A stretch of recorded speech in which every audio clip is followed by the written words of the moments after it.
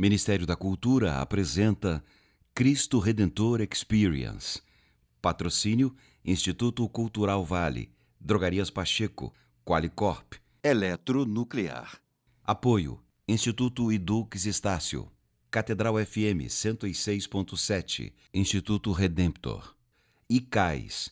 Realização: Santuário Cristo Redentor, O Sol, Ministério da Cultura, Governo Federal, Brasil, União e Reconstrução. Bem-vindos ao podcast Cristo Redentor Experience. Eu sou Flávia Lobo, jornalista, e vou conduzir vocês por esse bate-papo para apresentar o projeto Cristo Redentor Experience.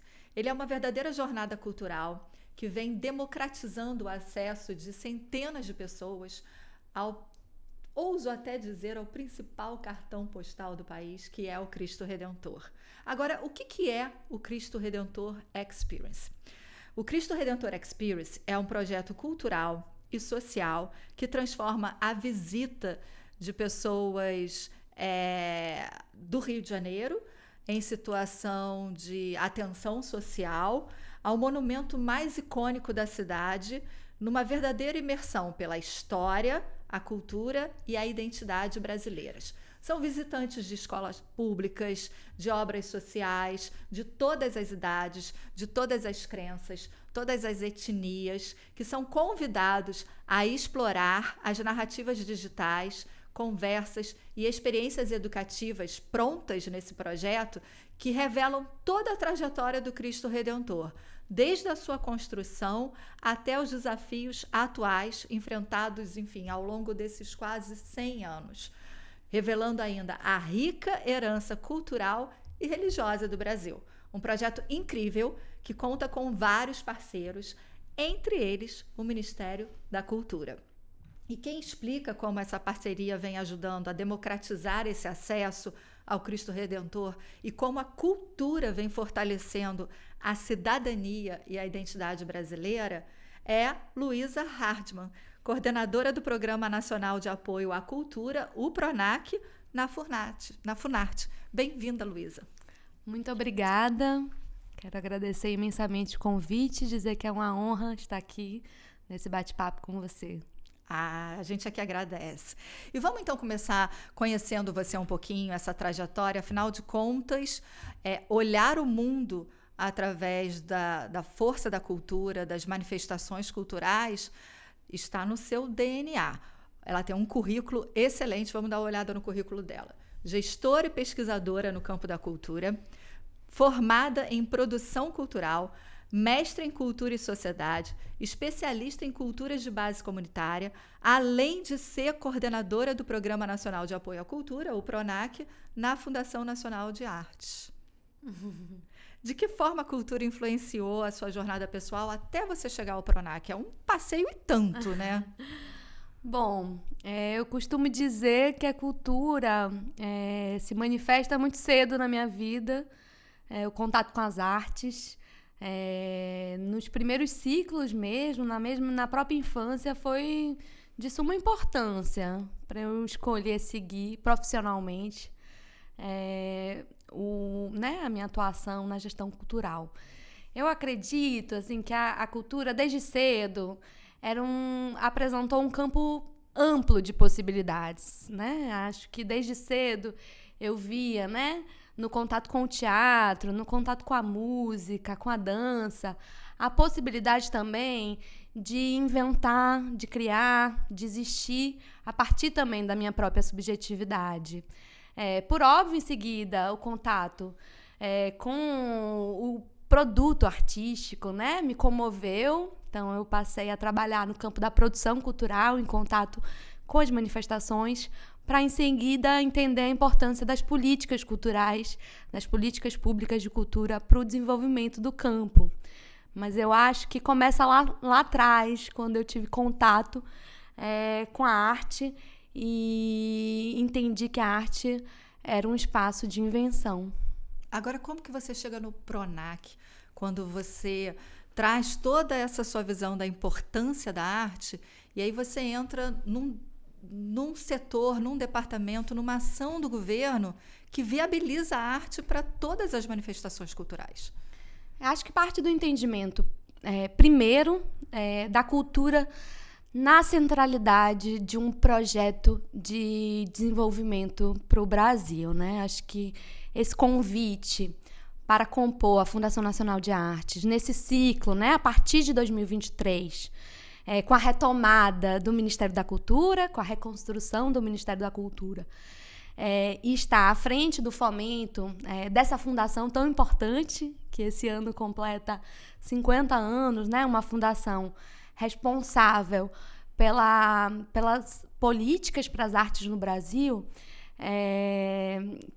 Houve ali justamente um convite de tamanha responsabilidade, mas que dizia respeito justamente, né, de retomar as políticas de cultura e tê-las como políticas fundamentais, né, para o desenvolvimento de uma sociedade, entendendo que a cultura ela é parte da vida coletiva e tem centralidade num país onde nos reconhecemos por meio da cultura, né? A cultura faz parte do nosso imaginário, nos reconhecemos enquanto povo a partir da nossa cultura. Então, acho que esse convite surge num momento muito importante e, por óbvio, né, com grandes desafios, mas que tem também trazido, né, uma experiência importante para a gente conseguir juntos pensar como as políticas de cultura, sobretudo no âmbito federal, elas são muito importantes e são fundamentais mesmo para o desenvolvimento de um setor, né? De um setor produtivo, de um setor diverso. Então, esse convite de estar também na retomada do próprio mecanismo de incentivo fiscal, né, que é a Lei Rouanet, vem num momento muito oportuno. O que é o PRONAC, que muita gente escuta falar, mas não entende muito bem, como que ele funciona?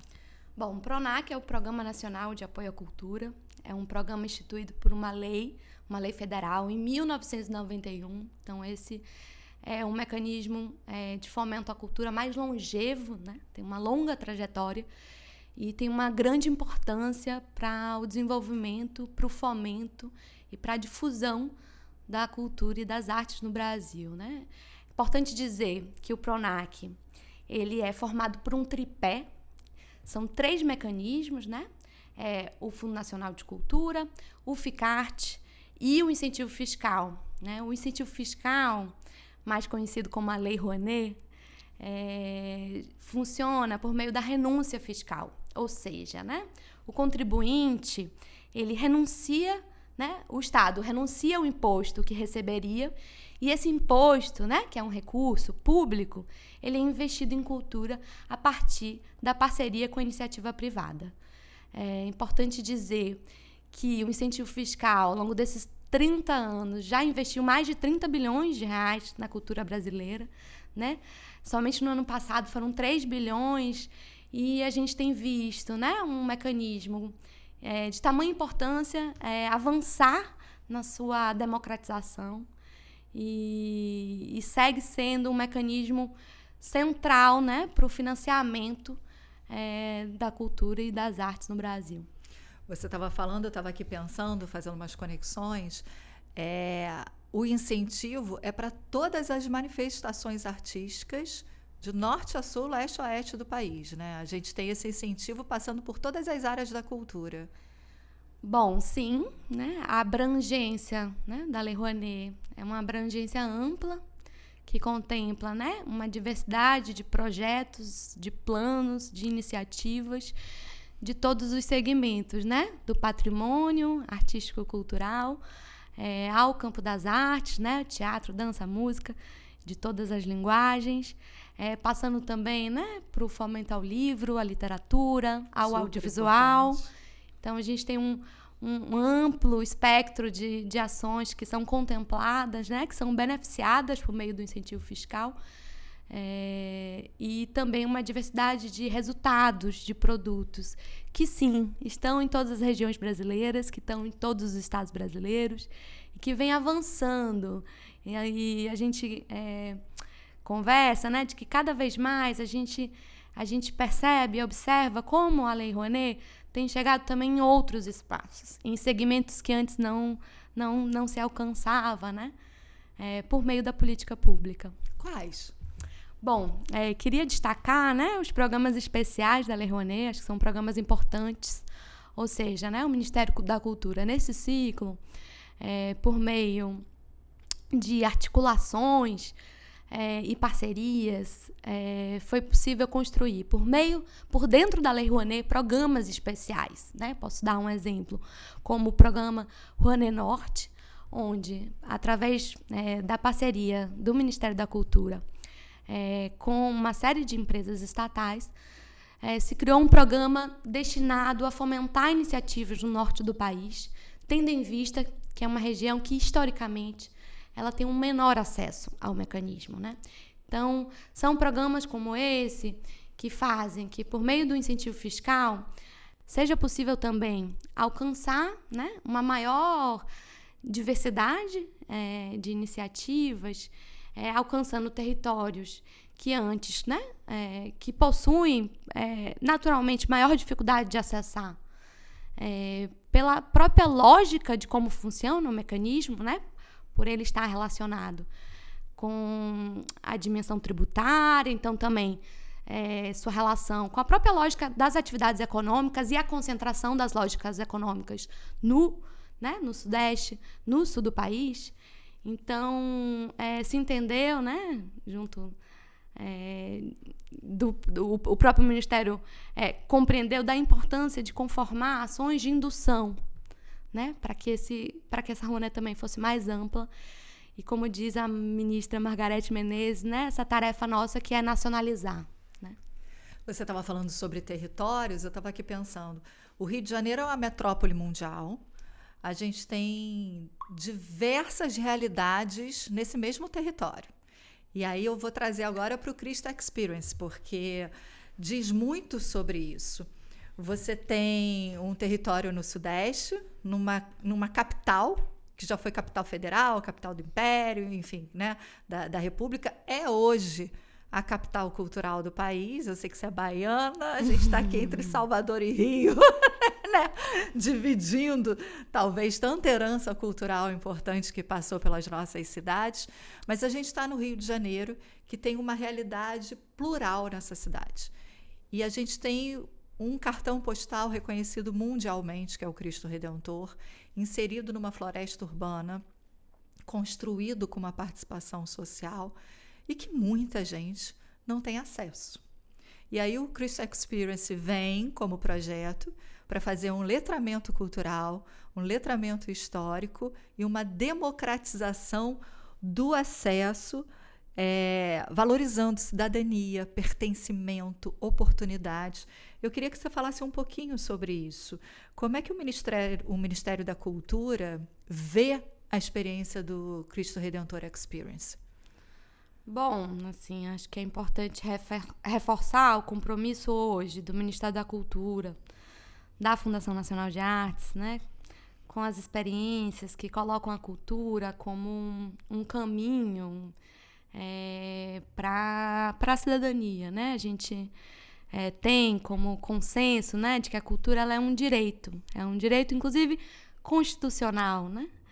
Então, e portanto, precisamos, né, conformar políticas que possibilitem o acesso da cultura a todos e todas, né? Então, acho que essa é uma experiência importante nesse sentido, né? Quando eu entro aqui e subo as escadas e encontro diversos grupos que não estariam nesse espaço, que não teriam acesso a uma experiência de patrimônio cultural, de memória coletiva.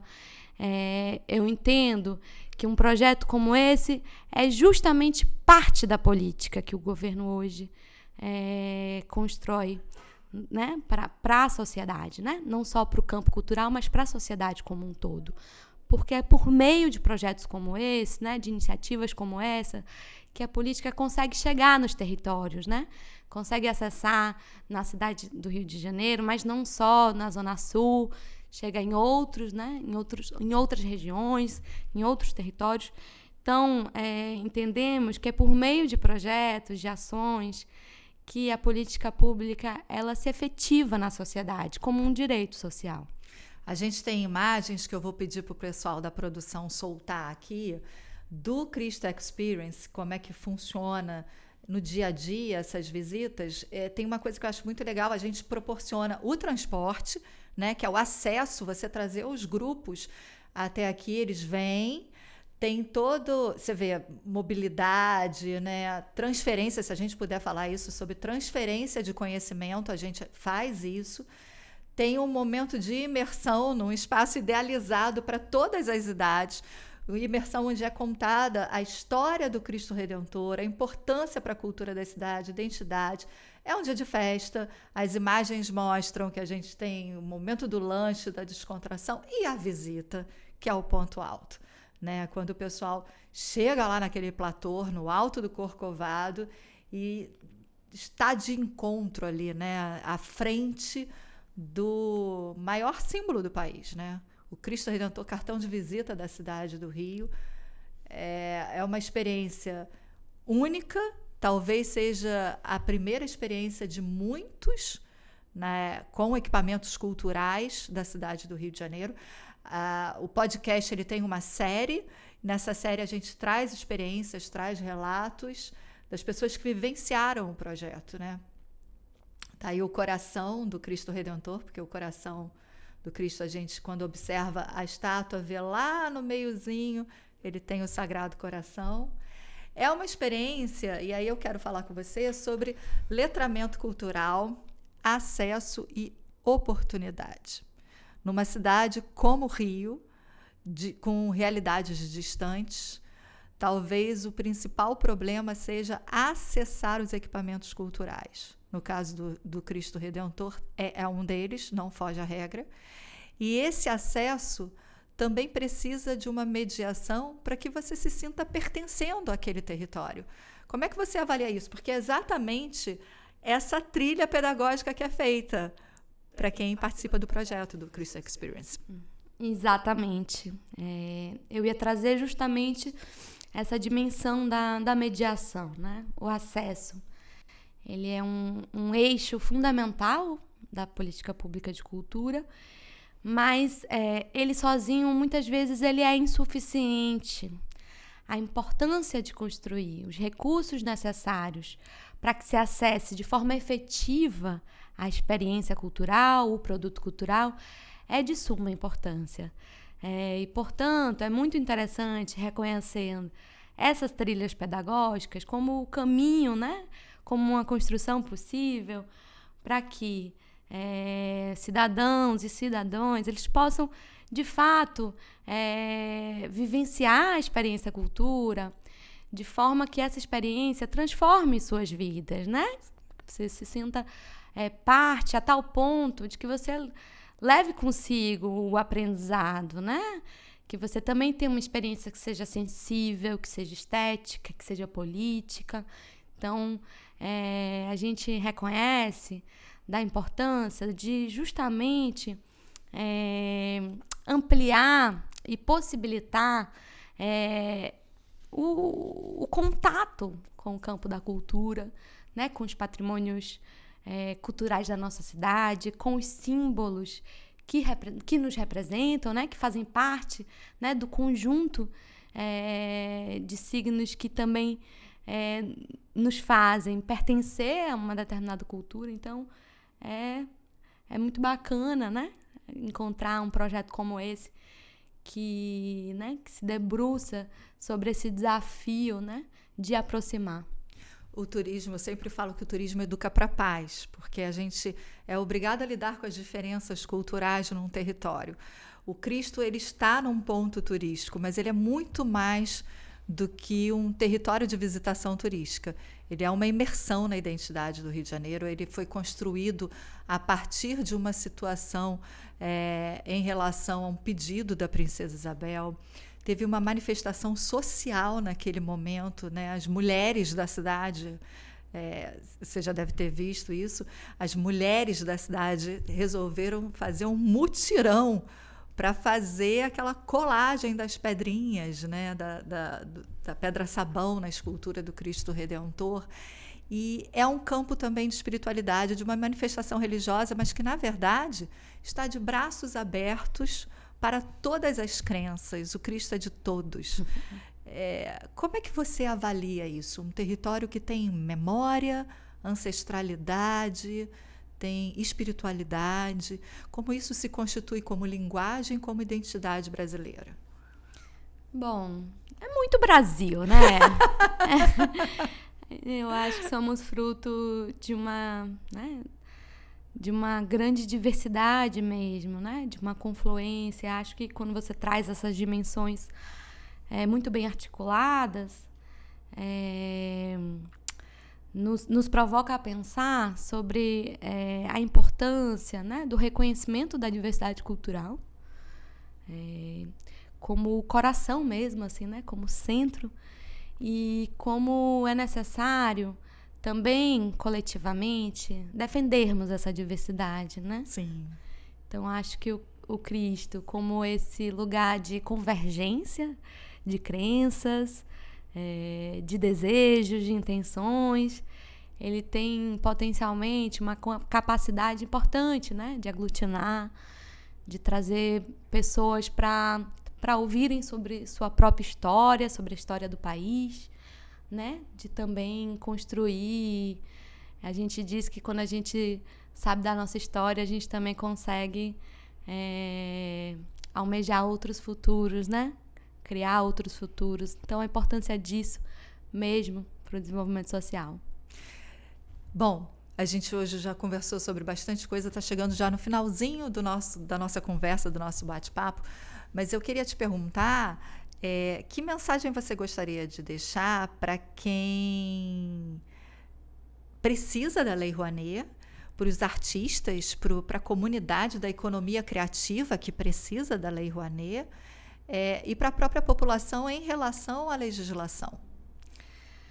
Bom, queria, né, já para a gente encerrar essa conversa tão gostosa, dizer que a gente tem hoje no governo federal uma grande arquitetura do fomento e financiamento à cultura no Brasil, né? A Lei Rouanet é parte dessa arquitetura, é um mecanismo importante, né? Um mecanismo robusto, né, de investimento, de financiamento à cultura nas suas diversas práticas e manifestações. Queria dizer que a Lei Rouanet, né, que foi amplamente criminalizada no ciclo passado, ela deve ser defendida hoje pelo campo cultural e também pelo povo brasileiro, entendendo que a lei ela tem um papel fundamental, né, no incentivo à produção, à difusão, à formação, as políticas de memória, né, a pesquisa, ao campo da reflexão. Então, ela alcança uma diversidade mesmo de eixos, né, dessa rede produtiva, dessa rede criativa das artes e da cultura. Por óbvio, né, é um mecanismo que se relaciona diretamente com a iniciativa privada, né? Então, também tem suas dinâmicas próprias, então é importante que, né, o artista, o gestor, né, o produtor que deseja acessar o mecanismo, ele conheça a Lei Rouanet, né? A Lei Rouanet tem uma série de normativas que são fundamentais para quem vai acessá-la, né? Então, conhecer a que serve o mecanismo, eu acho que esse é o grande... é o primeiro passo, né, para acessá-lo, né? É importante. E dizer que, para além da Lei Rouanet, nessa arquitetura do fomento e financiamento, né, a gente, né, por outro lado, tem uma importante política, que é a Política Nacional Aldir Blanc, que, por meio do Fundo Nacional de Cultura, que também é PRONAC, transferimos a estados e municípios, né, a todos os estados e a todos os municípios no Brasil, um montante importante de investimento para que a política de cultura hoje seja feita também em parceria com estados e municípios que conhecem de fato as realidades locais, né? Conhecem de forma mais próxima como se dá a dinâmica, né, da produção cultural dos seus territórios. E talvez é nessa articulação, né, entre uma política, né, de investimento direto, que é a PNAB, né, que é essa Política Nacional de Blanc, uma conquista do setor cultural, né, uma lei importante, né, permanente, e junto com a Lei Rouanet, né, que é o braço do fomento indireto, que é através da renúncia fiscal, a gente consegue alcançar também a diversidade de iniciativas que têm características específicas. A gente diz que a gente precisa ter um conjunto diverso de mecanismos para atender a diversidade da cultura no Brasil. Então, acho que esse é o recado para fechar essa conversa aqui. Mas dizer que é uma alegria conhecer um projeto, né, que articula o campo do patrimônio, né, da educação patrimonial, com o campo das artes, com a dimensão da cidadania, que coloca o acesso na frente, né, como prioridade mesmo da iniciativa, e trabalha, né, de forma contínua, atenta aos grupos vulneráveis, se abrindo também para o diverso, para a diferença. Então, acho que conhecer um projeto incentivado por meio da Lei Rouanet, que amplia a possibilidade do contato com a cultura, é sempre uma alegria. Queria agradecer aqui o convite novamente. Muito obrigada, a alegria é nossa. E para a gente encerrar assim, agora com chave de ouro, que dica você daria para quem vem para o Cristo Experience, quem está inscrito, quem participa do projeto, que vai viver essa experiência toda? Agora eu não vou perguntar para a gestora, agora eu vou perguntar para a especialista em cultura, né, para as linguagens. Que dica você daria para quem vai viver essa experiência e chegar lá em cima e aproveitar o Cristo Redentor? Se entregar. Eu acho que a gente tem que viver de forma plena a experiência cultural e se disponibilizar, né, a encontrar, a se surpreender, a se emocionar. Acho que o Cristo lá de cima, né, e com essa possibilidade de ver a cidade, se ver na cidade, eu acho que é uma oportunidade de se reconhecer parte integrante, né, do alto, e acho que isso é muito bonito, né, uma experiência de beleza, de deslumbramento. Então, acho que tem que se entregar.